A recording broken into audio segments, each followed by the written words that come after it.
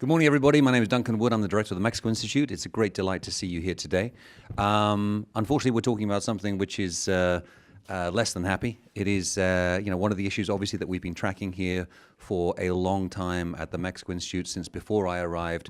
Eric Olson, of course, has been one of the leading thinkers on the issues of violence and insecurity in Mexico. We're delighted that he's going to be moderating our panel today. Also great to be have David Shirk, one of our global fellows, back with us. Cecilia Farfan, who is a former student of mine, and great to see you doing so well in your research out there on the West Coast. Edna, who is not the invisible woman, but she will be here in a second, has been a colleague of ours for a good number of years. And of course, Rafael Fernandez de Castro, one of our board members at the Mexico Institute, and my former boss in Mexico, so I have to be nice to him today because he knows secrets about me. But this is a very distinguished panel. It's part of a broader project that Rafael is heading up out at UCSD at the Center for U.S.-Mexico Studies out there. And as you all know, this has been an issue which has been very prevalent in the newspapers and the media recently. And so we're looking for insights into the problem. As you can see on the listing for this event, we have a series of questions that we'd like answered. So, ladies and gentlemen of the panel, you have a lot of work to do today. Try to do so as best you can. But Eric, with that, I'll turn it over to you. Thank you. Thank you very much, Duncan. I appreciate it. Welcome to everyone. I'm Eric Olson, the Deputy Director of the Latin America Program and Senior Advisor. I don't know if I like the senior part of it, but Senior Advisor to the Mexico Institute. And let me turn off my phone here before it starts ringing at me. As Duncan has mentioned, 2017 has been a pretty rough year for Mexico, especially when it comes to homicides and violent crime. Records were set, the highest rate since there were official government statistics on this in 1997. And 2018 doesn't appear to be much better, although we don't know for sure what the end results will be. Sadly, it sounds familiar, all too familiar. Seems like we were discussing these issues, David and I, and some of you may recall Andrew Seeley and so on, just a few years ago as we traveled along the border and visited Juarez and Tijuana. We were talking about some of these very same things. I'm determined that in this occasion, in this panel, that we not just focus on the blood and guts of this, however. I think last time there was the sensationalness of this phenomenon really became the focus in a lot of the media coverage, and there was all kinds of talk about failed states and all this sort of thing. I think this is a very serious and relevant topic, but we need to do it in a very serious and thoughtful manner. Otherwise, we create a lot of panic and a lot of fear, but really don't get to the bottom of the issues, and more importantly, have difficulty defining the public policy approaches that might have a difference. So we'll talk about numbers today and rates of homicide in Mexico, but we'll also look deeper into what's driving that violence, and more importantly, what can be done about it. I'm thrilled that we have such a first-rate panel with us today to do that. We're going to start with our good friend, and as Duncan mentioned, a Wilson Center Global Fellow, Dr. David Shirk. David is a tenured full professor and director of the Master of Arts in International Relations program in the Department of Political Science and International Relations at the University of San Diego. He's also the director of Justice in Mexico, a research and policy initiative on criminal justice and rule of law. For the last several years, he has led a team of researchers that produce an indispensable annual review of violence in Mexico. This year's 2018 report on drug violence in Mexico is no exception. And to me, I just want to say, hold up my prize copy. I just got it this morning. But it's really the indispensable analysis about homicide and violence in Mexico, especially for a U.S. audience. I think it's just top-notch. So David will help us set a baseline for 2017, putting it all in a bit of a historical perspective, I'm sure, and begin the discussion about what is driving the current issue, the current increase in homicide. Next, I'm going to turn to Dr. Cecilia Farfan Menendez, a PhD in political science with a focus on international relations and organization theory from the University of California, Santa Barbara. She is focused on understanding Mexico's criminal organizations, how they are structurally organized, and how they diversify. I've asked her today to talk more broadly about other forms of violence, and I think this is an important point. We tend to think narrowly about homicides because they're the most visible. Obviously, they can be, they're oftentimes gruesome and attract a lot of attention. But in point of fact, there are many other forms of criminal violence, like extortion, robberies, domestic and sexual violence, that impact people's daily lives, sometimes more than homicides, and are really a bigger factor for many Mexicans. So she will broaden the discussion a little bit. I'm sure David will refer to that as well. Next, we'll hear from Dr. Rafael Fernandez de Castro, who is a professor at the School of Global Policy and Strategy at the University of California, San Diego, and director of the famous, well-known Center for U.S.-Mexican Studies. A former foreign policy advisor to President Felipe Calderón, he is an expert on bilateral relations between Mexico and the United States, and especially on security issues. Rafael is founder and former chair of the Department of International Studies at the Instituto Tecnológico Autónomo de México, where he had the misfortune of hiring Duncan Wood as one of his faculty members. And I've asked Rafael to give us a bit of an overview of U.S.-Mexico security relations, but also the current political context in Mexico. We're just 60 days away from Mexico's presidential election. How are these security issues impacting the debate there? What are people saying in Mexico about this rising problem of homicide and violence? How are campaigns responding? What are some of the ideas being put forward? I don't know if you're going to be able to answer all those questions in your 15 minutes, but give us a flavor for what's going on there.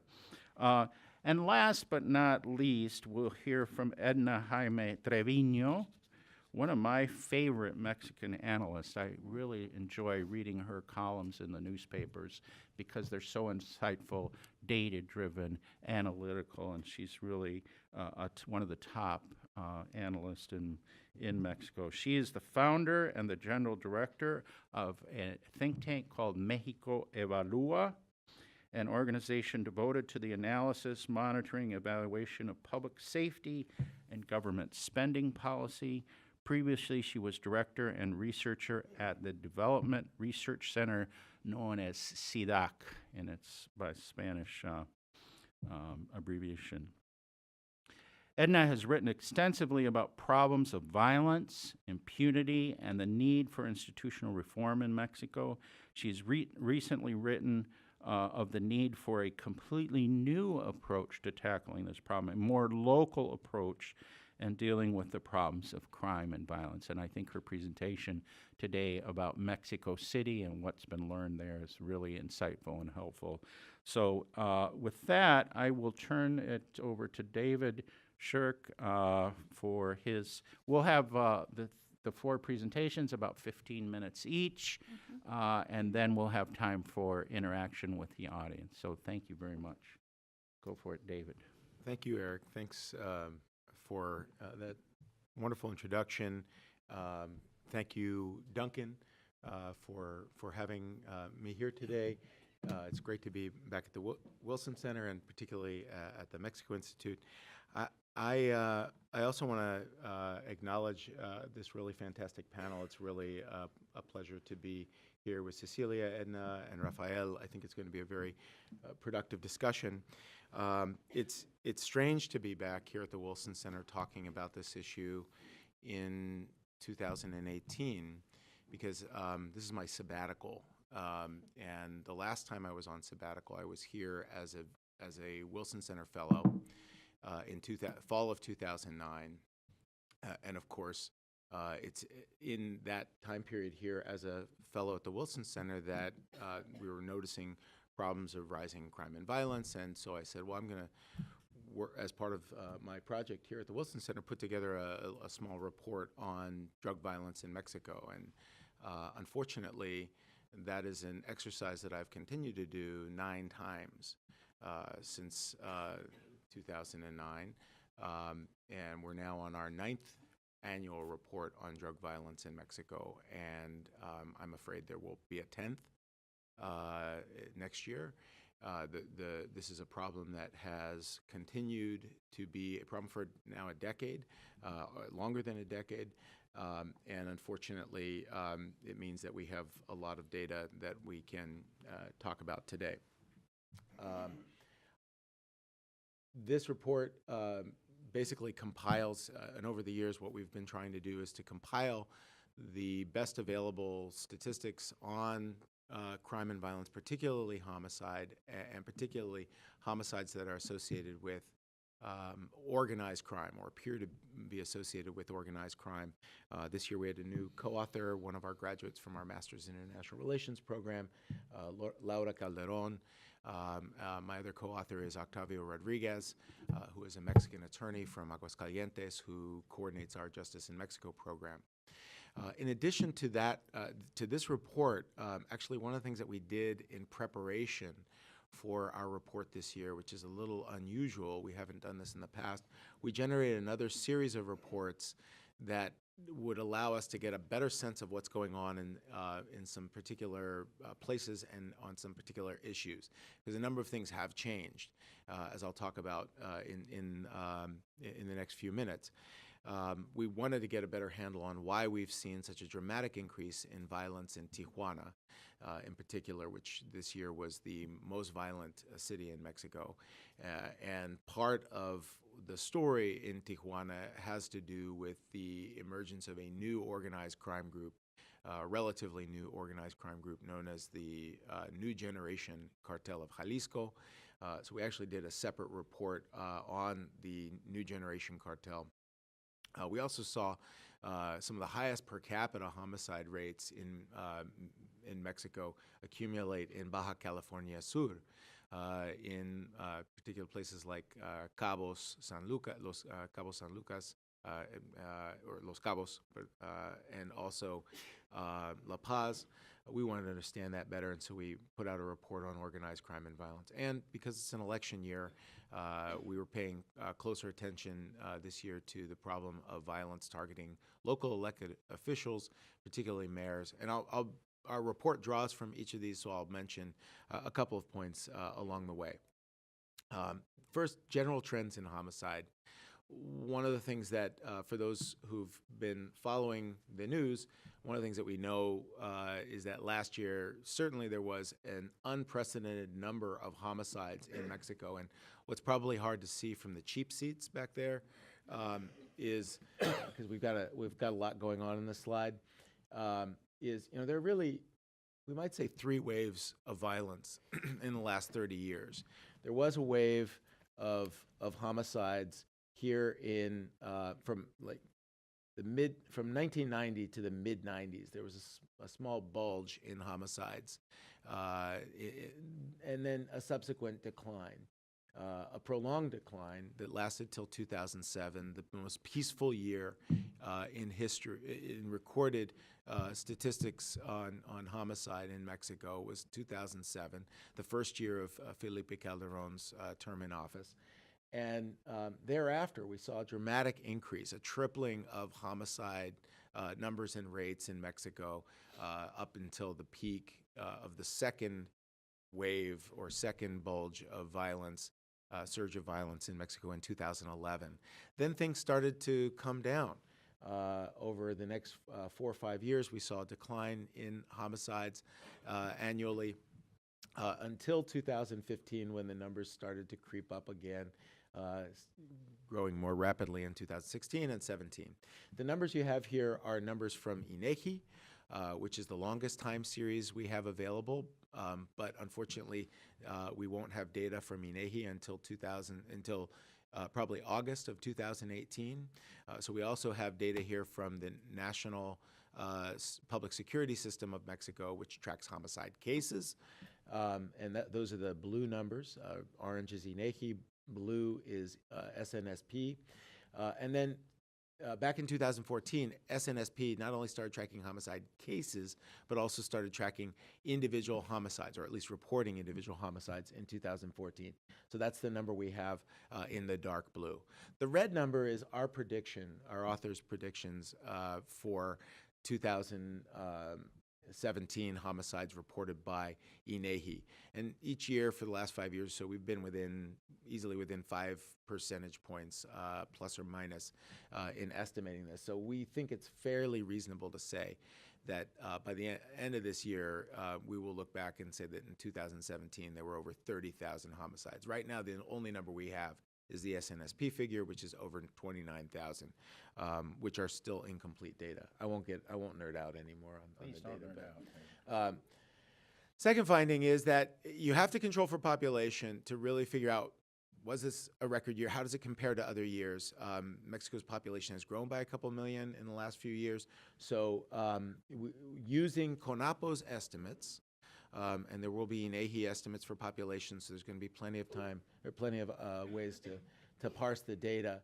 But if we assume around 31,000 homicides for 2017, yes, it was a record year. It was marginally more violent than 2011.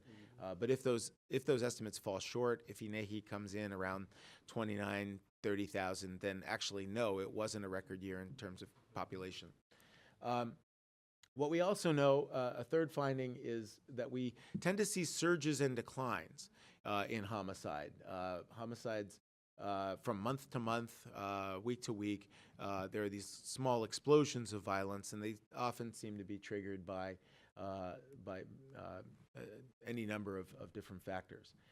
We also know that homicide is geographically quite varied in Mexico. Last year, as I said, there was a concentration in Baja California. You can see Baja California Sur. You can see the Sinaloan coast in the Gulf of Mexico. You can also see in the Costa Chica region and the area of Acapulco in southern Pacific Mexico, a surge in homicides. Something we haven't seen for really in the last 10 years is also the surge of violence here in Tabasco. So there are some new centers of or regions of violence in Mexico that we hadn't seen before. One thing I want to point out is, back in 2010, five municipalities accounted for a third of all homicides in 2010. That was one of the worst years on record, and most of that violence you could have taken care of if you had just annexed Ciudad Juarez to the United States. You could just take it off the books, right? And Tijuana. We'd take both of them, I think, or we tried to. Anyway, in the top 10 municipalities, you had almost half of homicides, about 44% of all homicides were in these top 10. So violence was really quite concentrated.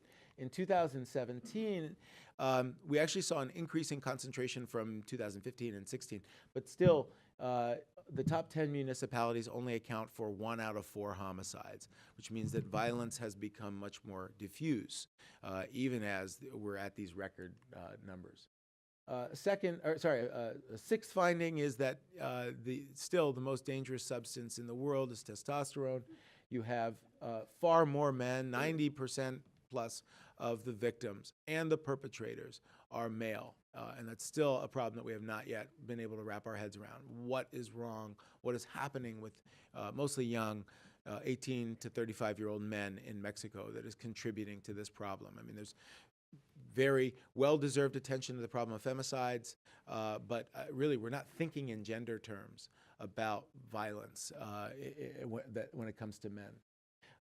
Another finding that I think was really interesting this year, we actually calculated the rate of journalists killed per 1,000.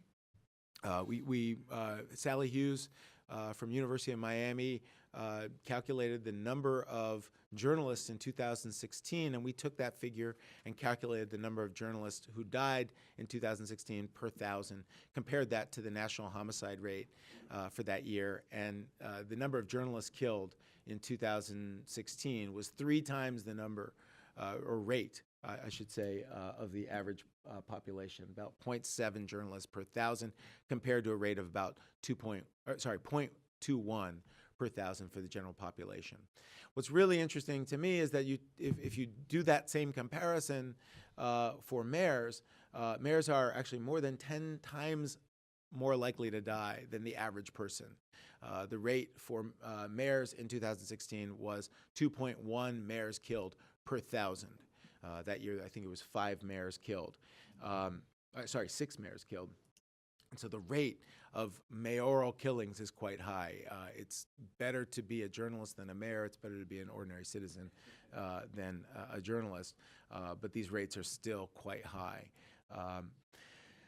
Other issues in 2017, what's really fascinating is even as homicides have reached these record numbers, the number of extortion cases or the number of secuestro or kidnapping cases reported. Again, keep in mind, these are very questionable, precarious data because people don't like to report extortion. They don't like to report kidnapping. But if we assume that that's a relatively constant dislike over time, something's happened to keep these kidnappings and extortion cases down relative to the other increase in violence.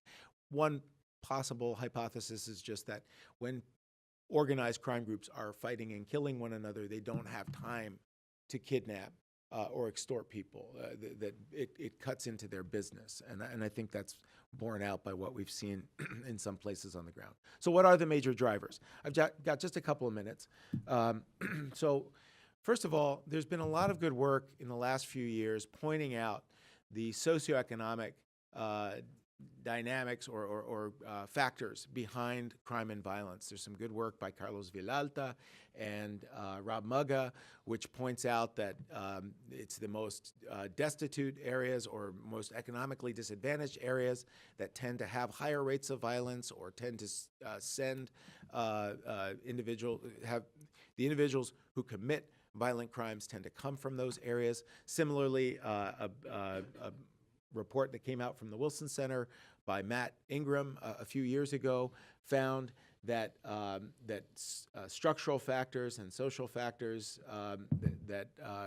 such as unemployment, inequality, that these factors are important for defining who commits acts of violence in Mexico, and that's arguably a comparative finding that is quite relevant around the world. The problem is these are pretty constant factors, right? Poverty and inequality are pretty constant factors over time and in terms of geography. Yet violence has not been constant geographically or temporally, right? We've seen these spikes. We see certain areas suddenly become violent that were never violent before, and then they stop being violent. So for me, these socioeconomic factors are sort of like the leña, right? This is the fuel for the fire, but ultimately the spark that tends to ignite the conflicts that lead people to kill each other, particularly at the local level, tends to have to do with the dynamics between and among organized crime groups. And we've tracked these data for a long time. It's depending on the source that you use, from year to year and across the many different homicide statistics that are out there, perhaps 30% to 50% of the homicides that we see in Mexico can be attributed to organized crime groups, right? And that may be organized crime defined in many different ways. Palermo definition, 3 people working in concert over a period of time. It may be, thinking about the cartels. But the point is, this is organized violence. It's not interpersonal violence. It's not jealous husbands. It's a structured, coordinated, systematic kind of violence. You take that violence away using the estimates that we have, the average estimates, you can knock Mexico's homicide down to about half of what homicide rate down to about half of what it would be, or what it is now. One of the major drivers, of course, is what's going on with the major organized crime groups. We've pointed out that this process of conflict, or the conflicts between the Sinaloa organization and many of its rivals from 2008 to 2012 was a major contributor to the increase in violence back then. The gradual elimination of Sinaloa rivals over the next few years helped to lead to a downward trend in homicides. But then taking out Chapo Guzman, first was it second or third arrest? Third arrest, and his subsequent movement to Juarez for extradition, and his ultimate extradition contributed to conflicts over turf or territory that he previously controlled, schisms within the Sinaloa organization, rivalry from the New Generation cartel eventually, which was once a subsidiary of the Sinaloa cartel. All of this has contributed to a dramatic increase in the last few years. And you can see this in the major conflict areas where Sinaloa has faced off against various rivals, often working with CJNG, whether it's the CUNYs in Baja Sur, the Beltran Leyva organization, a blast from the past in the South Pacific, Mexico, the remnants of the Arellano Felix organization working with CJNG in northwestern Mexico, et cetera. Now, we have a whole separate report on the New Generation cartel. I'm not going to go into the details, but I think the punchline of that report and the punchline of this report is similar in that we have a long series of leaders that have been taken down from what was once known as the Valencia family or the Milenio cartel, later became an affiliate of the Sinaloa organization and is now known as the CJNG. The common denominator in this story, or the central thread of this story, is driven by a strategy of taking down key leaders of the organization and then watching new leaders emerge. This kingpin strategy has been disastrous in that we take out the top guy, but we don't go after the rest of the organization, and that has been the result has been a perpetuation over time of the cycle. So I think the lesson of the kingpin strategy is if you only go after the head and you allow a new head to emerge, you're basically you're doing potentially more harm than good, because the violence that ensues as a result of taking out those top leaders is arguably worse than the peaceful, pacted negotiation that you had under the leaders of the old cartel. Last slide, I promise. Following from some of these findings, our recommendation is that we need to abandon this, the kingpin approach. Instead of going after the top guy, we need a more comprehensive, perhaps long-term criminal investigation of the entire network, including mid-level, but also going after perhaps corrupt networks in the private sector and government. That are the key supports of criminal organizations in Mexico. You can't do that if you don't have a professional law enforcement apparatus. You can't do that without effective prosecutors, without effective police. So that's also obviously part of the equation. This year in particular, I think it's going to be very important over the next year to protect members of the media, government officials that are, I think, in greater jeopardy because it is an election year and because there's going to be a lot of changes going on probably in the next several months. And lastly, I say this every year. I've been saying it for a decade, and more people are saying the same thing. We need to move to a public health approach to drugs because it is the illicit market for drugs here in the United States, also in Australia, we see from our report on CGNG, and also Europe. It's this market for drugs that we have here in the United States that puts money in the pockets of drug traffickers, allows them to corrupt government officials. And if we move to a public health approach with legal consumption, it is likely to diminish, not eliminate, but diminish their capacity to corrupt at high levels and to contribute to the kind of crime and violence that we've seen displayed in this report. So I'll stop there and look forward to the other comments. Thank you so much. No, thank you, David. I appreciate it. It was really, really helpful to get the ball rolling here. I was reminded of one point when you were speaking at the very low rate at which crimes are actually reported, right? My recollection, I don't know, maybe Edna knows this better, is that the last National Victimization Survey had crimes being reported at a rate of 7% nationally. That means roughly 93 to 94% of crimes are not being reported. Yeah. So that's another, element to this analysis that we have to keep in mind. Mm-hmm. And a lot of it has to do with distrust in officials. I mean, the data suggests that people don't report because they think it's a waste of time or they don't trust. Mm-hmm. So anyway, I don't want to get us off on another direction, but I do think it's relevant. So, Cecilia, adelante. Thank you, Eric, and thank you, Duncan, for this wonderful invitation. I'm delighted to be in such a distinguished panel and such wonderful company. As Eric mentioned, I will be talking today about the other violences of Mexico, the ones that are more invisible but not necessarily less important. Specifically, I would like to discuss three areas which I believe are generally overlooked. One of them is related to mental health issues derived from living in context of chronic violence. The other one is the increase in internal or drug consumption in Mexico. And the last one, what a wonderful segue, has to do with the unreported crimes in the country. So if tomorrow we were to wake up in Mexico and it would be a country that had a homicide rate comparable to that of global levels, so let's say it had a homicide rate of 6 individuals per 100,000 instead of the 25 that David pointed out in his report, even if that were to happen tomorrow, we would still face significant challenges as a result of the violence that the country lives. Since 1990, the suicide rate has been increasing in Mexico. But over the last few years, that suicide rate is mostly attributed to young men between the age of 15 and 44 years old. So now we have a generation that is growing up in the context of violence and is using different methods because they don't necessarily see a way out of this life. So we take the case of Juarez, for example, where Chihuahua had a homicide rate in 2010 of 110 per 100,000 homicides. So if you recall what David was just presenting, that is staggering levels of homicides.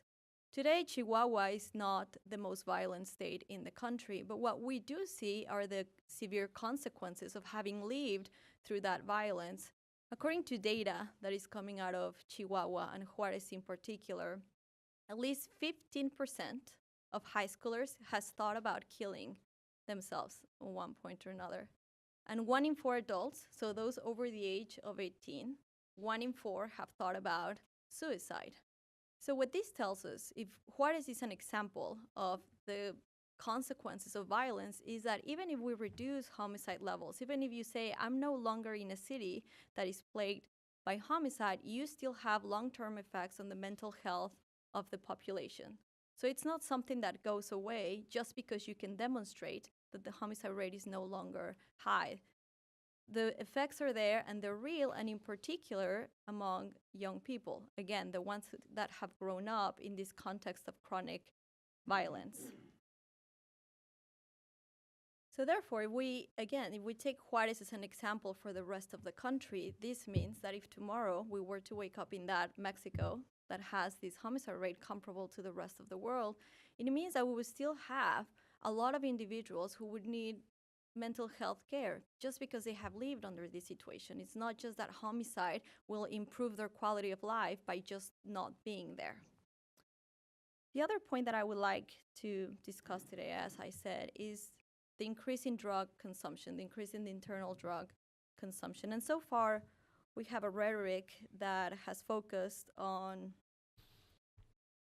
discussing the US-Mexico dynamic as if the market for drugs is mostly in the United States. And it is true, of course, that the largest market for drugs is in the United States. And when compared to Mexico, it is the US that has a large demand for these, for illegal drugs. However, this should not distract us from the fact that consumption in Mexico has also increased over the last years. The latest survey on drug and alcohol and tobacco use reveals that if we were to look at levels from 2002, 5% of the population reported to have used a drug at least once in their life. The latest survey, which is from 2016, reveals that at least 10% have used a drug at least once in their life.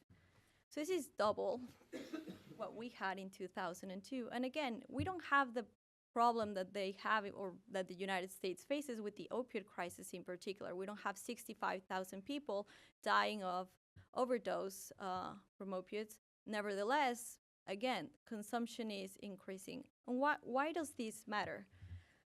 It is true that not all violence is related to drugs, but as David was just showing us with his data analysis, there is a relationship with some of these drug markets and the violence that we see. So if we keep thinking in Mexico that the consumption is only happening in the United States, we're fooling ourselves to think that, well, you know, if they solve their demand problem, then we should be fine. Yes, that would certainly help.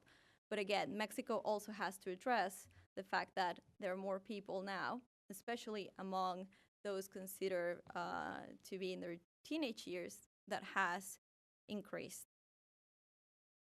The last point that I would like to discuss, and this definitely has to do with what Eric was just mentioning, has to do with the staggering number of unreported crimes in Mexico.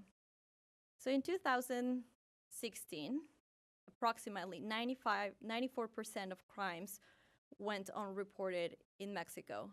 As Eric pointed out, that means that only 7% of the crimes that happen are actually reported to the authorities, and most people don't go to the police because they just don't believe they can do anything for them. Now, 94% is the national average, but there are also some interesting regional variations. If we look at a state like Guerrero, which has very high levels of homicide, they have a cifra negra, or the unreported crime rate, of 98%.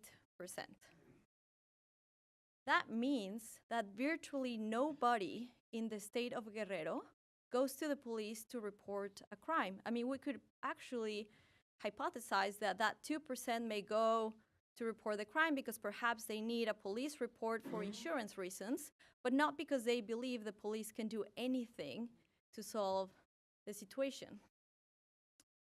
Even more worrisome, this unreported crime rate has increased in some states. So, for example, Baja California, where the city of Tijuana is located, they used to have one of the lowest, compared to the rest of the country, rates of unreported crimes. It was about 79%.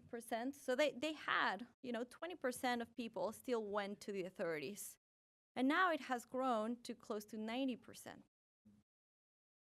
So now more individuals, as a result of violence and the feeling that the state cannot do anything to help you, are choosing to report these crimes in fewer numbers. Is it all related to violence? Perhaps not.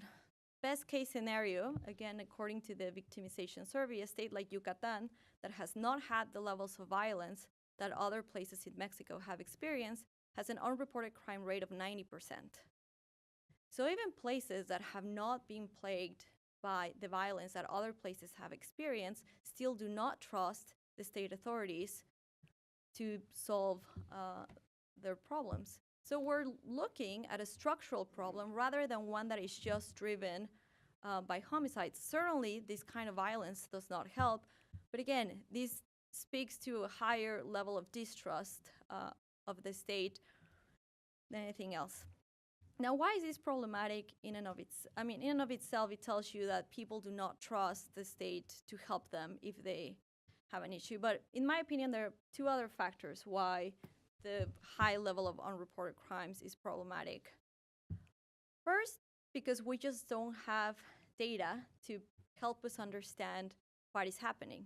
So through victimization surveys, we have some evidence as to, how exactly, someone was extorted. But extortion is one of those crimes that has also a very high rate of being unreported. Around 98% of extortions are just not reported to the police. That means that we're missing a lot of information as to, who did it, when did it happen? Was it one or two people? Did they come to the work, to your work? Did they come to your house? Was it a one-time occurrence? Was it multiple times? So we have very limited information as to how this happens. And of course, that limits our possibility to design policies that help us, target extortion. So the less we know, and as the years go by and we know people tell us less about being extorted, the less likely it is that we're able to therefore design policies that help us reduce it. The other implication, and perhaps a more problematic one, the first one may have to do more with government and academia, is that just because people are not reporting these crimes, that does not mean that they're not seeking justice or retribution by other means.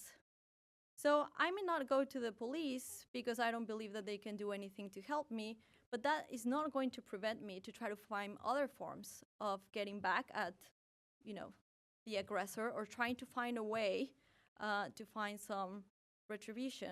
And what does that do ultimately? Well, it just undermines this rule of law that, to begin with, is very fragile.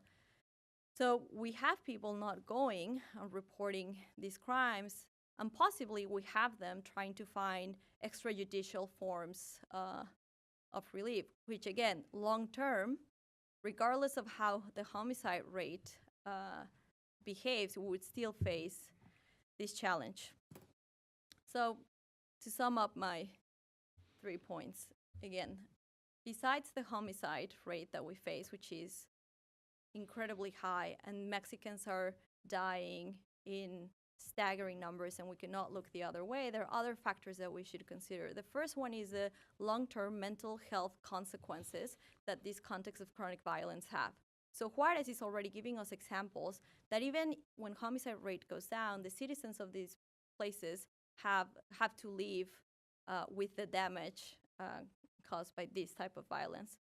The second one is that we cannot keep having a conversation about the market for drugs just existing in the US. Again, we don't have the levels of consumption that the US has. We don't have the problems of overdose deaths that the US has.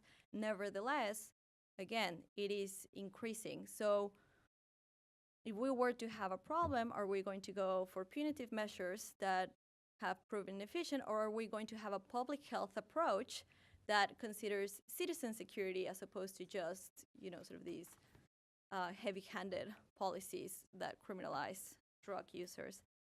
And the last one is the serious problem that we have by people not reporting their crimes. On the one hand, we lose very valuable information that can help us, one, better understand the phenomena, but also design better policies. And the other one is perhaps people are getting tired and finding retribution or justice by other means that exclude the state. Thank you. Thank you very much, Cecilia, and a number of interesting points there. I wanted to thank you for raising the issue not only of public health, which I think is really important, but this mental health issue and the long-term impact of chronic violence. Let me just throw in an ad here. On June 22nd, I'm organizing an event to feature the work of Tani Adams, who tragically passed away late last year. But she had been a fellow here, an anthropologist from Guatemala who wrote extensively about chronic violence and its long-term impacts on populations, not just in Guatemala, but all over. And, it's one of those little examined things. When we look at homicides rates going up and down, it's important, clearly. But keeping in mind that people live through this trauma long term, and it's passed on generation to generation, of course. That's when you're really realizing the tragedy here, that the full tragedy that we're faced with. So thank you for raising that issue. We'll send out an announcement, but if you're interested in a discussion around this issue, we're having that on June 22nd. Okay, Rafael, over to you. Thank you, Eric. And I want to thank Duncan and Eric for hosting this. I'm always very happy to be here at the Wilson Center and see wonderful friends and colleagues. Let me, and just Duncan was telling you, yes, we're here because this afternoon a group of Mexicans and Americans were getting together to, we're trying to write a white paper for the next Mexico incoming administration on how to cooperate on security issues with the U.S. We believe this is very important. We believe it's a very complex issue. It's not easy nowadays to cooperate with Washington, and I will stop there because I will be talking about Mexico, not about the U.S. And let me start with a joke to illustrate the Peña's administration reaction, I would say, to violence in Mexico. So there is this Japanese, American, and Mexican driving a car, and suddenly there's this noise in the engine of the car, and then, well, the Japanese, what he decided to do just to call his office, his corporation, and they will send someone there to fix the car. The American, obviously he will call the AAA and get the AAA come help him or her. And the Mexican, he will turn on the radio, put the volume up, and to forget about the noise of the engine. So that is what Peña did regarding violence when he entered office. He basically started to talk about reforms, economic reforms. They did very well, but he really looked the other way. And I will say that the worst, I want to underline this, the worst legacy of Mr. Peña was his negligence about violence and crime.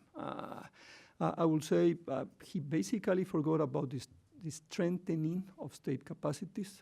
He forgot about creating a federal police, in which Felipe Calderón did big advances on that. And I will say, yes, in the judicial reform is going very slow because this government, let's say it, they've been looking other way. They've been very interested in other things, and they centralized things at the Interior Ministry, and I believe that was a very important mistake. So, but let me try to concentrate my remarks about the coming election. But just let me, and David's graphs were amazing. Congratulations, David. That's a terrific report, and it's so well done, so easy to read. That really, congratulations. But let me say, 2011 and 2017, there were two pre-electoral years, and those 2 years peaked on violence, 2011 again, 2017. But what is very interesting, and this is what I want to emphasize, that in the election of 2012, we Mexicans did not talk about violence. And now, violence and organized crime and security issues have become at the forefront of the election. And this is the issue of the election. So why is this? So that is what I want to try to explain it to you. There's a wonderful book by Andreas Schleder, a Austrian-born, but now in Mexico City, a CIDE professor. Andreas, in 2015, published a wonderful book that is The Fog of the War, La Niebla de la Guerra. So basically, he argues that we Mexicans cannot really see the war. And he claims that it's hard for us to look at violence. And he basically says that for 2 reasons. One is because the government has put out a narrative that basically those who got killed, they participated. They were part of organized crime. I remember, I have to say, that my former boss, Felipe Calderón, he used to say, yes, there's a lot of people dying, but about more than 90% of them, they were part of organized crime. Terrible problem. Because then it's us, then is them, not us. And not only that, but also, there's also this little bit of class thing here.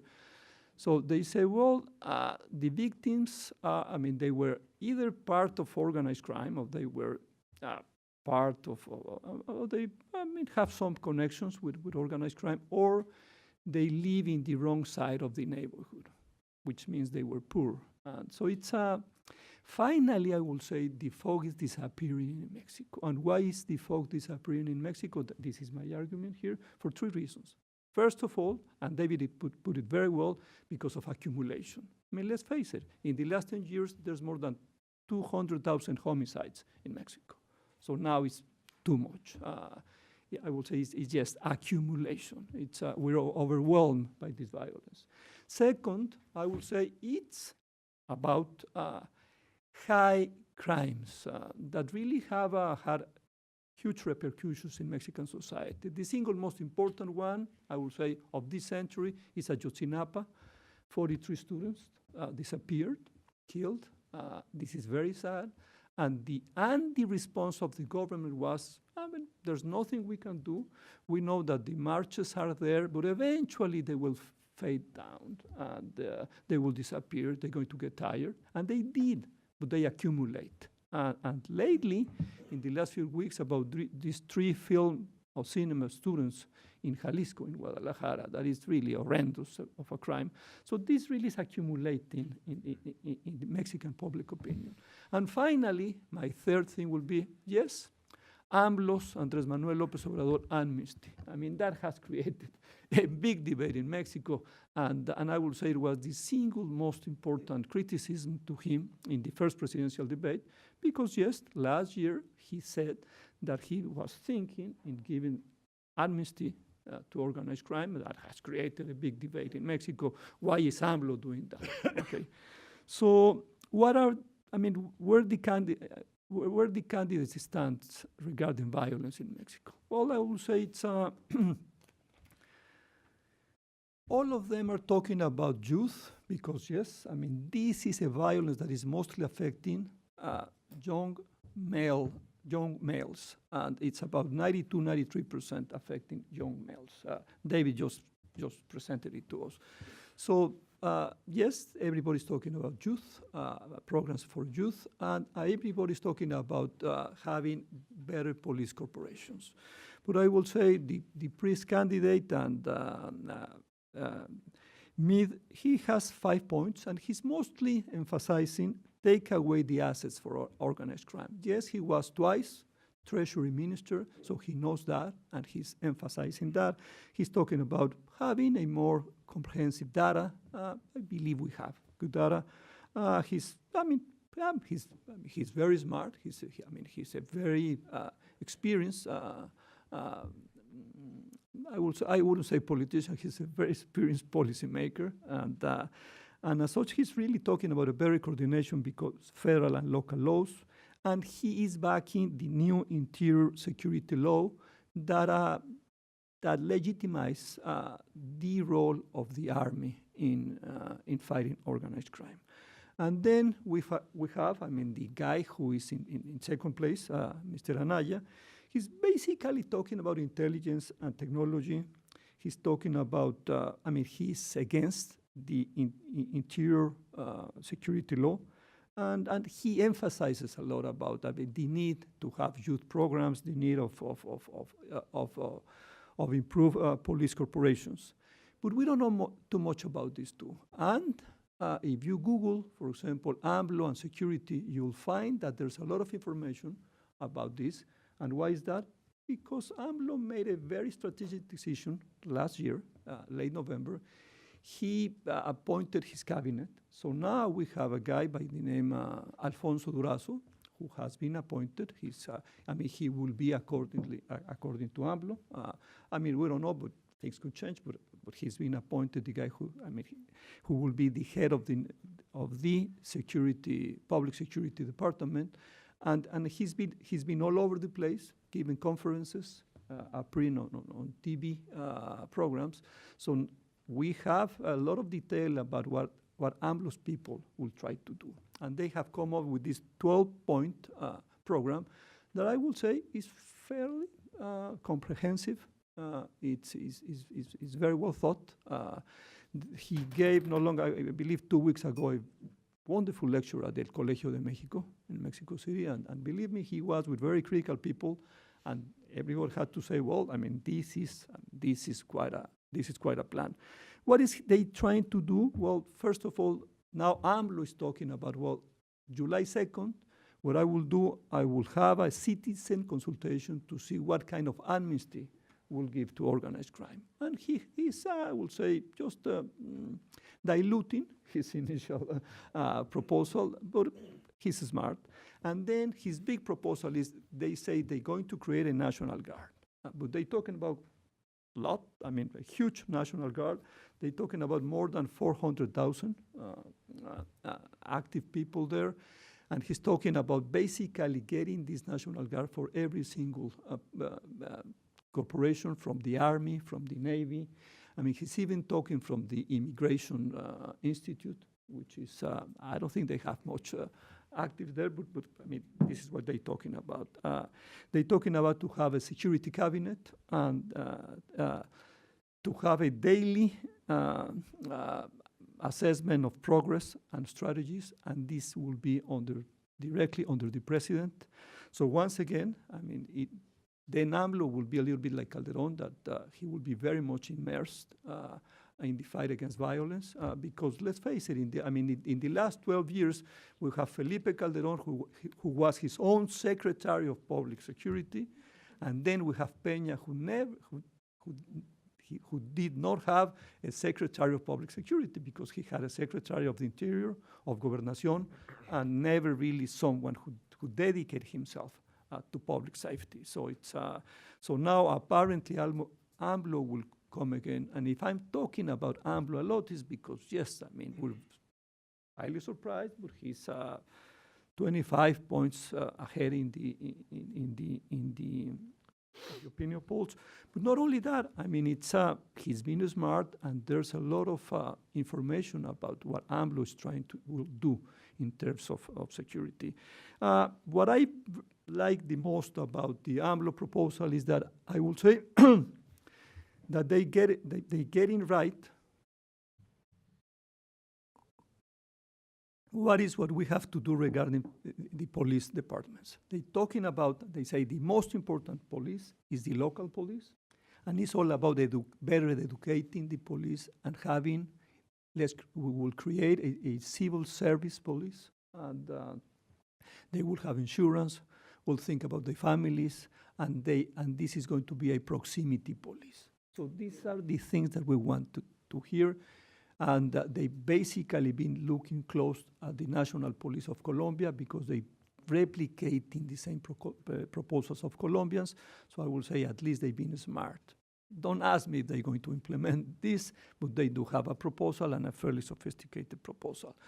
So I will say, if you ask me, I mean, how you see the future of Mexico, I don't know. This is very complicated. I will say, and let me finish with this. This is something that is not only affecting Mexico, but this is affecting Latin America. Latin America hasn't faced critical times like the ones we're facing right now since the 1970s. In the 1970s, it was the external debt, which would not allow us Latin Americans to have, I will say, well-being. I mean, external debt was the big obstacle for us for development in Latin America. Nowadays, it's insecurity. Nowadays, it's crime. I mean, according to The Economist, I mean, we basically the 8% of the world's population, and we're concentrating 38% of homicide in the world. I mean, this is insane. This is too much, and there's something radical we have to do to combat this. And I will say we really have to put our act together, and it's not only Mexico, it's about Latin America. Again, Mexico is the number 7 most dangerous country in Latin America. It is not the first one. It seems like that if you read the American press. It is not like that. We're still Colombia is still a bit more dangerous than Mexico, but not much. I will say so. So let me stop here. I believe at least the fog is dissipating. At least we're pressuring officials in Mexico, and that to me is a good sign. Let me stop here. Thank you, Rafael.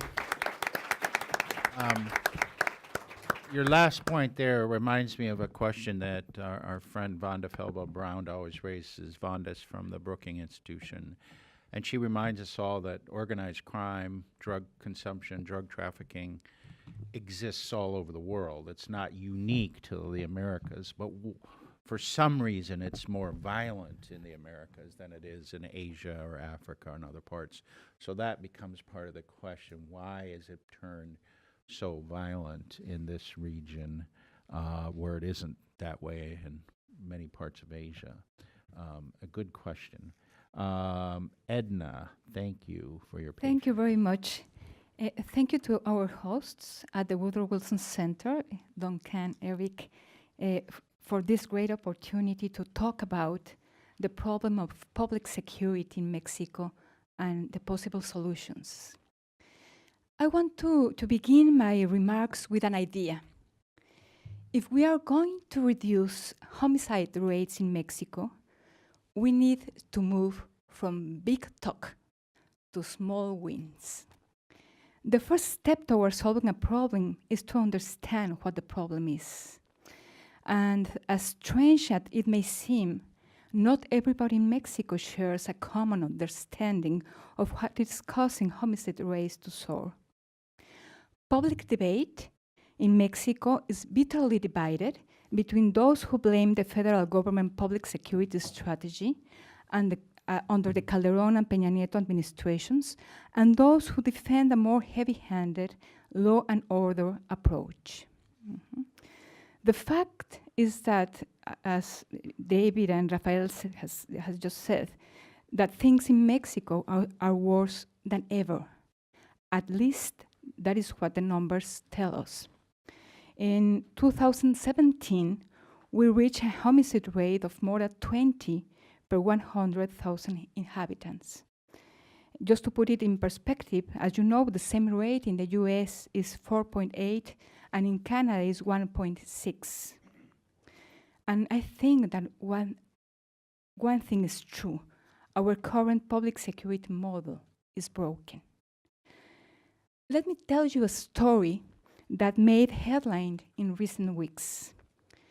Chilpancingo is the capital city of the Mexican state of Guerrero. The rural areas around Chilpancingo are the heartland of heroin production and export to the United States. The wars or the fights between competing cartels and between them and the security forces have made this zone the murder capital of Mexico. There, the local Catholic bishop has made headlines by saying that he regularly meets with drug dealers. He said that he tries to maintain peace by negotiating temporary truces among cartels. He has effectively plighted the criminals to allow water distribution and electric power to small towns and permit the parishes to operate. His declarations sparked a national outcry. How come a bishop deals with the narcos? The government has ceased to rule. We are a failed state. And it is painfully true. People do not turn to the mayors or government officials to solve the problems. The narcos rule the place. But who are the narcos? They are not only the powerful transnational organizations we watch in TV and movies. In Guerrero, as in many other places in Mexico, the narcos are also part of society. They are all the people working directly or benefiting indirectly from the heroin crops processing and sale. In certain areas of Guerrero, most families have at least one of their members related to some extent to the narco economy and its main ramifications. The bishop clearly stated, most priests deal with them on a daily basis. It is impossible to turn a blind eye. We all know each other. The narcos are the people too.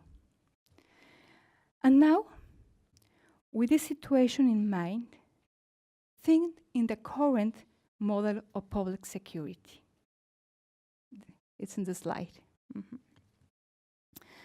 As the slides show, the current model, which can be labeled as reactive, always starts with a crisis in some point of Mexico.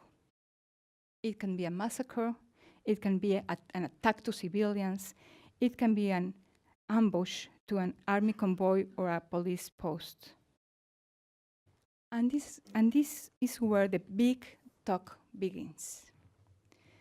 The security event detonates new coverage, the national media and social networks are set on fire, the media, pundits, and social media personalities demand a response. Political pressure ensues. Everybody jumps into the criticize to government and the demand prompt reaction. Then the federal government intervenes. They are under pressure and their response is more or less the same. Send more troops to the area, send federal police units, send the army or the navy. Then the state government says that since organized crime is a federal offense, they can only cooperate with federal authorities. In reality, they just ask for help, sit back and watch. Perhaps they send some state police forces to help them, but in many cases, the federal forces even refuse to work with them as they may be compromised by corruption. Municipal authorities are at best passive witnesses. At worst, they are the problem as the police forces have been rendered useless by fear and corruption. Can you imagine what it's like to be a municipal police officer in Chilapa or Chilpancingo, where the bishop has to ask the narcos to spare the lives of priests? And what about communities? What about regular people affected by violence? What role do they play in this reactive model? They are powerless. They hide in their homes and wait for things to calm down. Or they just leave. Official figures say that more than 12,000 people have left their communities in rural areas of Guerrero. This model leads to a temporary and unstable equilibrium in those towns affected. Things get a bit cooler until the troops have to leave to another trouble spot. And then the cycle starts all over again when a new crisis erupts in the same place. And we start all over again. What does this model leave? A sense of collective failure, a perception of crime getting stronger and the state getting weaker, public trust in institutions erode, states and municipalities with no incentives to improve their institutions, and society living in fear. As you can see, this is not a sustainable model. We need a profound change. In Mexico Evalúa, we have been proposing new alternatives to break this failed reactive public security approach. We believe that at the center of the failed model is a lack of knowledge of the federal authorities about what is really happening in the field, and the lack of capacities in the local authorities to attend the criminal dynamics. We propose, as many other colleagues studying the phenomenon, a new approach of public security in Mexico. This new approach looks like this. It is a model centered in creating public security as a public good. The community knows where the problems are, so they have plenty of information to share with authorities. local police must be strengthened to become the centerpiece of this new model. Strengthened local security institutions will allow the state to understand criminal dynamics, provide an accurate diagnosis, focus on risk factors, devising better intervention models. One of our most important proposals has to do with the identification of criminal hotspots at the micro-local level. Mm-hmm. Allow me to explain what this hotspots approach means. We have been working with the government of Mexico City in a project called Homicidio Ciudad de México, Homicides Mexico City, that presents a data-driven solution for lethal violence in Mexico City. Our approach, as you can see in the slide, is based on 4 points. The first step for a successful homicide reduction strategy is the diagnosis. With robust diagnosis, we can understand the dynamics of local criminality as a resource to design specific and effective interventions. Georeferenced data and spatial analysis are useful instruments to study the local dimension of criminality. With this approach, we can flag crime concentration and identify hotspots where spatial processors might explain this concentration.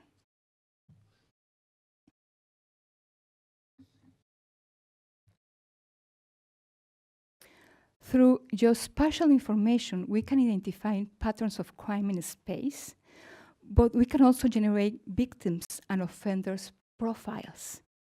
With the analysis made, it is possible to predict places where crime is more likely to occur and identify the most vulnerable people, both those likely to commit crimes and to be victims. Action can be taken to increase surveillance where it's most needed and to get the police in contact with vulnerable population. Possible offenders can be dissuaded through protection factors and through the removal of risk factors. Potential victims can also be monitored through house visits by social workers, and the police could be in close contact to give a rapid response. The hotspot approach, often paired with a strategy of problem-oriented policing, has produced favorable results in various cities in the world, as you can see in the slide. Mexico City is the first city in Mexico to implement this approach to crime reduction, and we are exploring the likelihood of implementing it in other cities like Guadalajara and Morelia. From 2009 to 2016, Mexico City reported 6,420 homicides, around 800 homicides each year on average, 66 each month, over 2 every day. Since 2014, Mexico City has seen a constant rise in homicide levels. These maps show the homicide density in Mexico City in 2009 and 2016. Our measure of density reveals the high concentration of homicide reports in some specific areas of the city. We can also observe that this concentration changed with time. From 2009 to 2016, the concentration of homicide has shifted in some areas, but it also has remained stable in other places.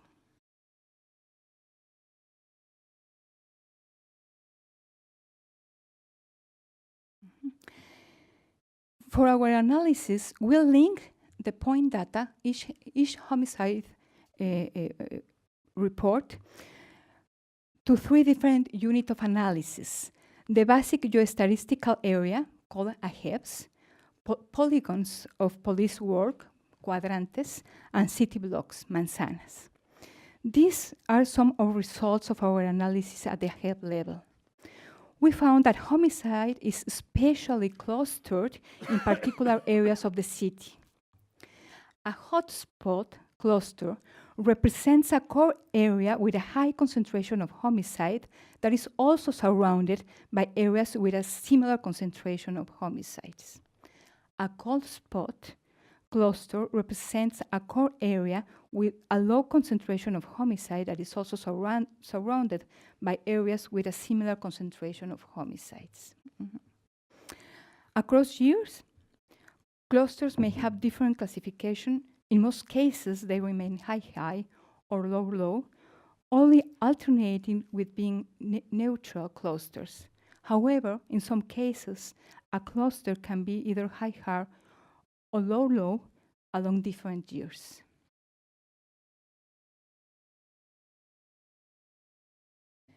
In these maps, we can see how many years each cluster has been cataloged as high-high or low-low. The red and deep orange clusters in the first map are the clusters that are consistently very dangerous in terms of homicides. There are only 9 clusters that are classified as high-high for 5 or more years, and all of them are located in the central part of the city, in the counties of Cuauhtémoc and Venustiano Carranza. The most dangerous area that was classified at high for 8 years correspond to the neighborhood of Tepito. Tepito is a large market where you can find almost anything from food and clothing to drugs and guns. 74 of all murders in Tepito are committed with firearms, and 96% of cases affect men. The deep blue clusters in the second map correspond to those places where no or almost no homicide has been registered.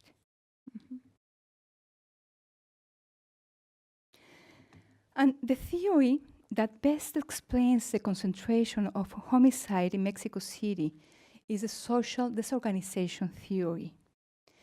We use geographically weighted regressions to describe this distribution of homicide with variables from the social disorganization theory. This theory explains that violence and crime are caused by socioeconomic variables, such as inequality, dysfunctional families, lack of child and teenage supervision, urbanization, among others. The map shows the cluster where this theory explains the most part of the homicide variability, the red and orange points, and those where the theory is lacking, the green and blue spots. According to our model, the most relevant variables impacting homicide reports in Mexico City from 2009 to 2016 are the number of occupants per household, urban marginalization index, and average education degree. We are about to present a report with all our findings. And I want to ask you, why is this information important? Because I think this evidence shows that we don't need a generalistic approach to crime and crime prevention. With a localized, focalized approach, we could decide where we need to take of urban marginalization as a risk factor and then act in consequence.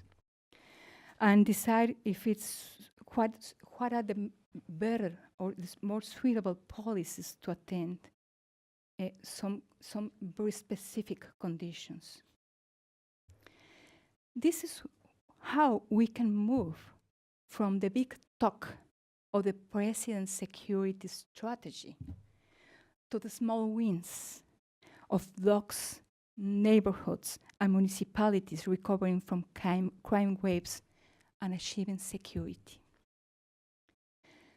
So to summarize, we need to change from a reactive, heavy-handed, top-down approach where the federal government reacts to local crises to a new bottom-up model where local institutions create and sustain an environment capable of generating public security as a public good. Information and intelligence are key to strengthen local authorities' capabilities. The hotspot model allows us to collect, analyze, and use information and transform it into a useful and powerful tool to understand local dynamics of crime and devise pertinent, locally designed solutions and strategies. This will allow us to move from the big talk of national top-down approaches to the small wins of bottom-up, locally designed strategies. As you can see, we are not talking only about two different ways to tackle crime and reducing homicides. We are talking about changing criminal policy from a vertical model to an horizontal one. And that is another way to say it, that we must change from authoritarian, old regime model of providing public security to a new democratic governance model. That is what Mexico Evalúa is working on, and our goal is clear. Change paradigms, change minds, and change the current situation in Mexico to bring about peace and security to our nation. Thank you very much for your kind attention. Thank you very much, Edna. And we have time for questions, so please be thinking of those. I'm reminded by what you said, but what really pretty much ran through everybody's presentation is that success doesn't really generally come at the national level. I think in the United States we have this perception of Colombia as being the success model. And yet today, Colombia still has a higher homicide rate than Mexico, which is interesting. And the successes in Colombia that I can think of are all local. Medellin, and not just Medellin, but Comuna 13 and Comuna 8, Cali, Bogota. You know, the successes, and we have to recognize them, are local, not national in nature. And there are other successes in the Americas. Municipalities outside of Santiago de Chile have had success. Obviously, some of the favelas in Brazil have seen some success, some backtracking recently. But I think it's a really important point, and that's borne out also in David's data here of the concentration of homicides. And so a much more localized, much more intelligent approach, not just to homicides, but extortion and all those things. And I also heard a lot the importance of having a more nuanced law enforcement approach. I don't think I heard anybody say we don't need law enforcement. We do. But we maybe need stronger local law enforcement. We need law enforcement that's not so focused on the high-value targets, but it looks at strengthening the institutional capacities, again, at the local level, as you all have pointed out. That there's room for public health approaches, not just in the United States, but in Mexico as well, and that necessarily should include mental health, because there's a real profound element to the long-term impacts of chronic violence. So it's a dismal picture, it's a sad picture. Sometimes, as Rafael has pointed out, politicians in elections don't like to talk about these things, don't talk about them all that intelligently, but the Mexican people are demanding that, and I think it's, as you said, has become the center of the situation, the campaign in Mexico. And I think the hopeful thing I take out of this is that there are some good ideas. There are some new approaches. There are some things that can be done to prevent, to reduce, to strengthen our approaches. They require a long-term approach. Obviously, it's not something that can be done overnight, but I am hopeful that this can contribute to that overall improving, and that the United States will understand that it too needs to support these efforts. So, questions from the audience. Let me turn it over to Ken here, who's just identify yourself, please, for us and people online. Ken Middlebrook is a Wilson Center scholar, and we all read his books in graduate school, so we're delighted to have you here. Thank you, Eric. Kevin Middlebrook, Woodrow Wilson Center and University College London. I have a comment and a question around the general issue of law enforcement and rule of law initiatives in Mexico. The comment is really to David. First of all, we're all indebted, David, for what you've done to put together this kind of data over time. It's really a magnificent effort. But in your charts, there is no role for government law enforcement efforts. I mean, you're tracking kind of a natural phenomenon that evolves on its own terms, but there's no external factor in your grasp where rule of law or law enforcement efforts and their variations over time by federal or state governments might play a role. And the more general question really to the panel, I mean, efforts to strengthen rule of law, to increase law enforcement, to improve police function, go back at least a decade and even 2 decades, right? So how is it possible that in 2018 we're still in this situation talking about these issues as we are? I mean, to play up on what Edna and Eric were saying at the end, are there really no local or state level successes around the country over this period of time? And how is it taken so, I mean, you know, maybe people just turn up the radio to disguise the problem, but there are a lot of creative and talented people in Mexico working on this issue for many years. Why has Mexico learned so slowly in terms of public policy adaptation?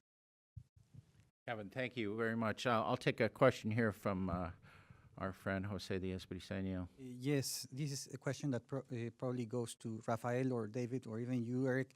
Is the U.S. interested in supporting Mexico in such a granular strategy regarding the hotspots version? We remember that during the Obama era, there were some efforts to be done on Tijuana and Ciudad Juarez, but is that absent from the strategy altogether now? Yeah. Okay, and we have a question over here.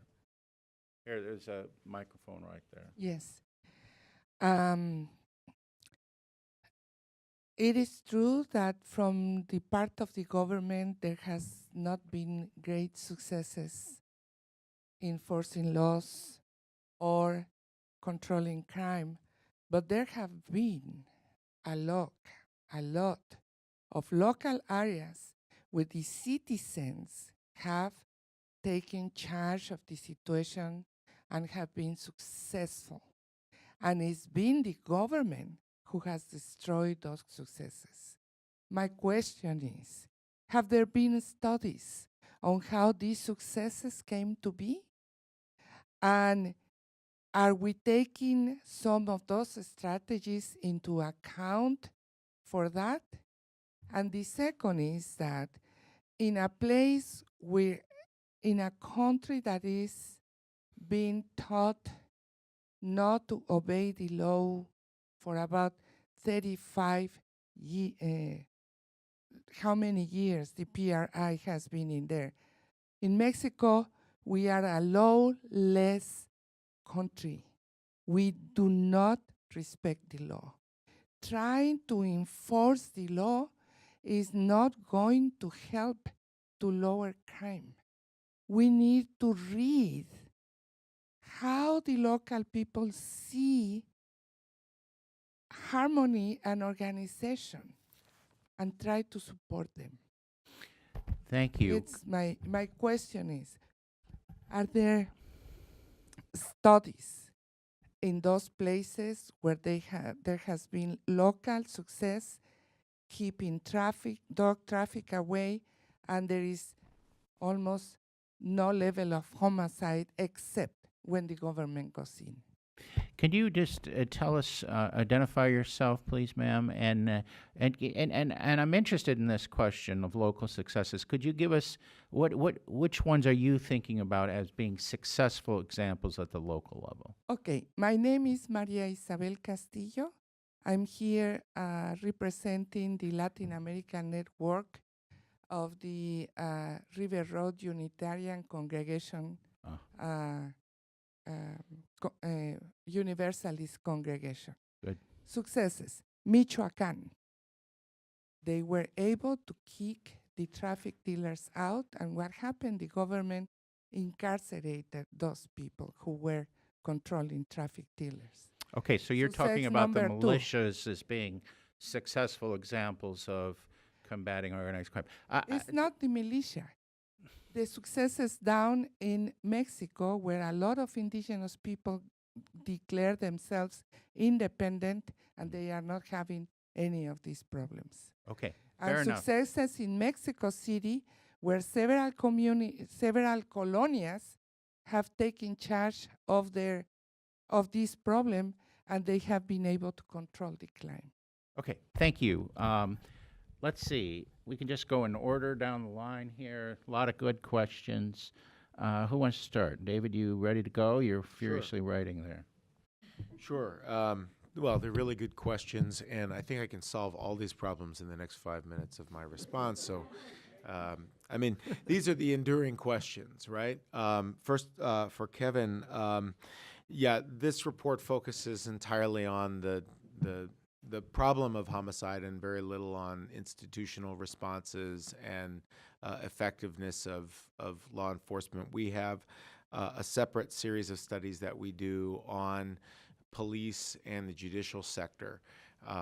And usually what we do is we start the year by doing the red report, and then we go to the blue reports, where we focus on police and the particularly judicial reforms. I think what we can say is that, you know, we've surveyed 8,000 plus judicial sector operatives over the last 10 years, including thousands of police, prosecutors, public defenders, judges. And what we see with regard to police is a lack of competency and integrity that is indicative of a lack of professionalism in police. We see the same thing, especially with regard to ministerios públicos and prosecutors in Mexico. And I think for me, the I word is the key challenge for Mexican law enforcement, the question of integrity, which is the opposite of corruption, right? And the problem is ultimately the factors that would contribute to greater integrity in law enforcement are just absent. You don't have typically any kind of merit-based criteria for entering. I mean, we talk about the control de confianza exam, which is basically a blood test and making a drive-by at your house to make sure that you don't have too much money. I mean, that's a crass summary of it. But ultimately, we're not testing police on their knowledge of the law, their abilities, their knowledge of basic policing techniques. There's no merit-based entry. There's no merit-based advancement on the force. And as a result, you don't have professional police.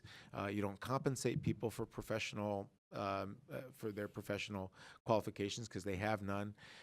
And ultimately, the really problematic thing with a lack of bureaucratic professionalism is that you don't have the best and brightest moving up to the top who are introducing strategies like the ones that Edna has described. So I think after all these years, and so that leads me to this second point, which is, you know, the problem is a political one in that, you know, until this year, we've not had the possibility of continuity across administrations. We're going to see Mexico move into a brave new era of re-election in which politicians will be evaluated on their ability to get results, and hopefully they will demand results from their subordinates in public security, and we may see, we've seen some go into success stories. Dan Sabat's book, which is fantastic, and now what is it, 5, 6 years old, on police reform in Mexico, but nothing has changed. His book on police reform points out that in places where we've had some level of political continuity, maybe the same party in power, particularly Innovative Reform Administration, some from the PAN in Chihuahua, where you have continuity, you've been able to build and introduce and build on successful policing models in those places. The problem, though, is the problem of continuity. We have not seen, you get 3 years at being mayor, 6 years at being governor, and there's frankly very little that you can do in that time period. I will point out, 10 years ago, we would have looked at Ciudad Juarez, Monterrey, and Tijuana as the worst places in Mexico, again, accounting for a huge share of total homicides. And some people would point to Monterrey or Ciudad Juarez today as success stories insofar as we've seen a reduction in violence of those places. Until a year and a half ago, we would have pointed to Tijuana as one of those cases. But Tijuana is the case that illustrates that while violence may have gone down for a time, the fundamentals haven't changed. And that means to me that Juarez or Monterrey and many other places that experience a decrease in violence, may very well see an increase in violence because we're not addressing some of those basic issues. And we have seen the polygano approach that was used by USAID. There has been this very locally focused approach in some cases, and arguably it has been successful, but so many of the successfuls are morning glories, right? They're here for a time and then they're gone. And so to me, the big questions still are very important. The big talk of how do we institutionalize success is also part of the equation, because we know we've been saying the same things for years about how you get better policing, et cetera, but the challenge is actually having the political will to implement it long term. Rafael, Cecilia, Edna? Very difficult questions, and let me take another approach. Kevin, the rule of law, I believe that, and I'm speaking not only about Mexico, but also about Latin America, it has to do a bit with the elites. I don't think the Latin American elites have been backing the full establishment of the rule of law. Why? Because in the end, they will accommodate. In the end, they get in the best. So why bother? In Monterrey, elites, finally, when violence skyrocketed in Monterrey, they put out a very important effort. And now Monterrey is somewhat under control. But I will say I will blame the elites. I'm sorry. I see, and then is this culture in which, the guy might be corrupted, but we don't know, and we look the other way, and he continues to come to our parties. That happens in Monterrey. There was a lot of corruption. These narco king lords, they were coming, they were buying houses, they were participating in the clubs, and so it's the elites, the culture, and regarding what you were saying about militias and about some local, and you're right. There's important things happening, but I will say what I want to underline is that security is a public good, and I'd be very afraid that any group, especially militia, will try to just substitute the state.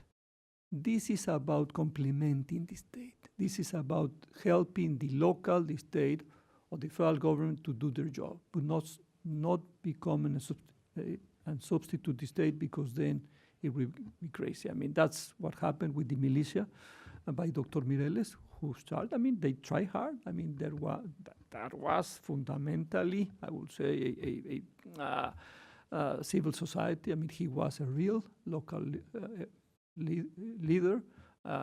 It's sort of a hero, but we know that he overstepped, and not only him, but people working for him. And it's, I mean, the only message that I want to say here is that it's about helping the state, it's about complementing the state, not substituting the state. Edna? Thank you. Very good questions that I would like to ask you, Ken. Yes, we learn very slowly. And I think it has to do with our government structure. We came from a very vertical, with a system with very powerful political control, mechanism of political control.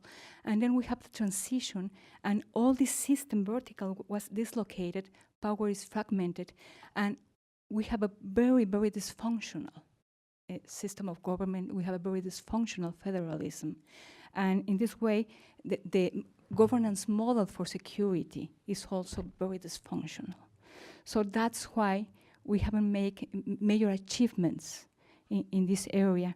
And I think that's the real problem. If we want to have better response to the challenges, we need a better political structure to fix what was dislocated by the political transition. I think that's our main problem.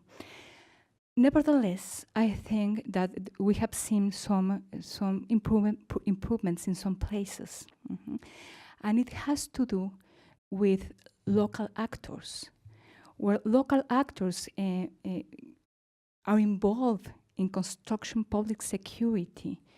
The benefits can be seen, and as Rafael has just told us, Nuevo León, Monterrey is a particular case because they constructed a very professional security institution, Fuerza Civil, but with the arrival of the new government, El Bronco, he decided to stop the effort. No? But I think that it was the best example of how a coalition of local actors can be involved to create and to professionalize police forces. And about local responses, about society interacting, trying to I think, as Rafael says, that is a particular important actor, but it cannot be the only one. That's why we are promoting this local approach, where community is central in constructing peaceful communities. I just wanted to also respond a little bit to both these questions here in terms of U.S. policy as well. You know, in fairness, the U.S. assistance for Mexico at different times has focused on the local, or there's been important elements, I should say, that have been local. I think we supported a police training academy that primarily focused on local capacity. I know there were programs set up to train local police from certain states, including, and herein lies part of the problem, there was money to train local police in the state of Tamaulipas. And my understanding was that never was utilized because it was difficult to find, local police in Tamaulipas that weren't somehow compromised. And ultimately, the state dissolved its local police forces. So there are some questions there and difficulties. And, we have two former ambassadors in a room that probably could give you a fuller explanation of all this. But let me just say that I personally think that sometimes the U.S. policy is too top-down in its approach, is too heavily focused on high-value targets, kingpin strategies. But at times it has also tried to address the local issue, especially in the case of Mexico, and that there are built-in limitations to that. I think if the next president of Mexico were to adopt a very local focused approach to building local capacity and sought U.S. assistance at that level, then you would see a lot more. But when this isn't just a problem with Mexico, it's an issue with all governments. When the federal government doesn't want that kind of involvement at the local level, it's pretty hard for the United States to overstep that. I mean, they can't, right? So there are some built-in limitations. Now, the other question that you raise is, why have we done this so long and it's pretty ineffective?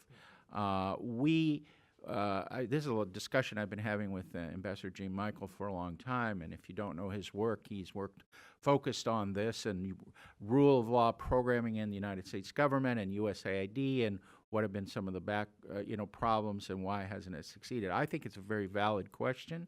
We're going to do an event here on May 22nd with Senator Cardin, who cares a lot about this. We're going to try to discuss this issue. It's a complex set of questions. Nobody doubts that rule of law promotion is a priority for the U.S. foreign policy. We all agree on it. What we don't agree on is how to do it and how to measure what we're doing. Is it just training more people, cycling them through? Is it institutional reform? I mean, why are we not as effective as we might be, and why have we not done a better job? And I would just, again, put out, come to the May 22nd. Boy, I'm full of ads today. May 22nd, June 22nd. David, go ahead. I want to say, I mean, 30,000 homicides is a really depressing figure, and hopefully when I come back at my next sabbatical in 10 years, we will be looking at a very different scenario in Mexico. But I think if we're looking for bright spots, if we're looking for success stories, I would just point out three things. One, I mean, groups like Mexico Valua and other organizations that are working to promote civil society responses to these problems have the number has exploded. I mean, if you went back 10 years, you would not find, I think, half as many organizations that are working at all levels, nationally and locally, to try to find solutions to these problems. So there's been a real blossoming of civil society efforts on this front, and that's encouraging. I do think that another thing that's encouraging is that, again, re-election and a certain level of injecting a certain level of accountability into the political system will ultimately have trickle-down accountability effects that will be beneficial in terms of public goods provisions, including public security. And then lastly, I think one thing we really have to recognize is that there are these movements that are not just limited to Mexico, but that have been very successful or that promise to bring change. One is the community policing movement that is helping to inform public security policy in lots of different places, and again, pointed some great success stories. But another one that's really important that I don't think we can underestimate the potential for impact in how public security looks 10 years from now is the movement for drug policy reform. And 10 years ago, when I was here at the Wilson Center in the fall of 2009, I remember being at one of these panels and raising my hand and asking the question of whether legalization of drugs was a viable option for reducing problems with crime and violence. And at the time, the response from one of the speakers was, well, it's not politically viable. Well, gosh, look at what's happened in 10 years in terms of political viability. On marijuana, if you poll people today as to whether they would like to legalize crack, the numbers are still very low. in terms of popularity of crack or meth or other legalization. And those are where some of the big problems are going to happen over the next few years. But I mean, there's a conversation going on in terms of international drug policy that wasn't happening 10 years ago that hopefully will help to change some of the dynamics.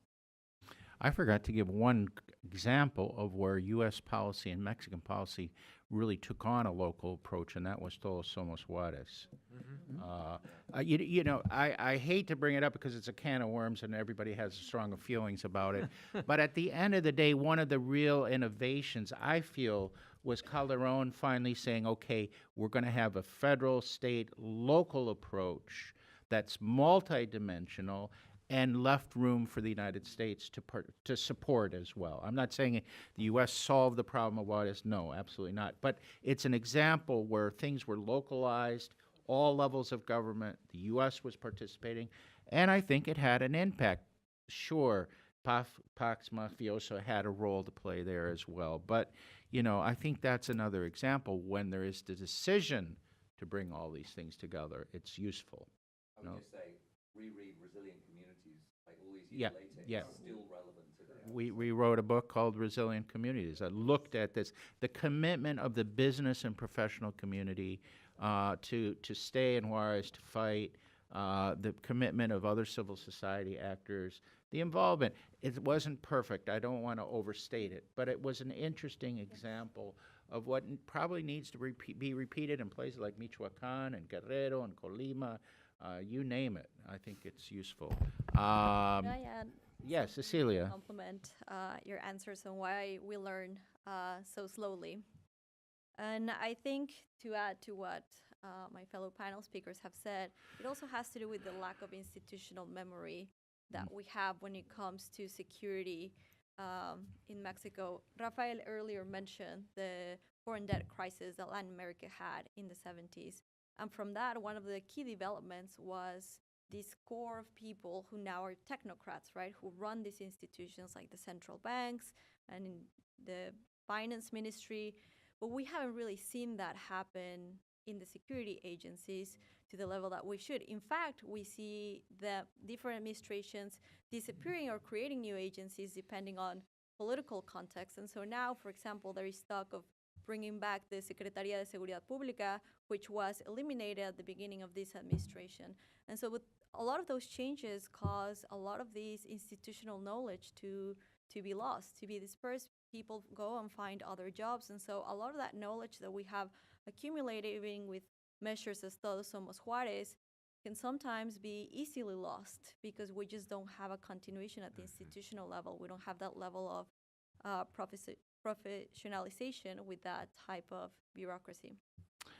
Ladies and gentlemen, I think we've run out of time, and I apologize. I think it was a very rich discussion and presentation, so thank you all.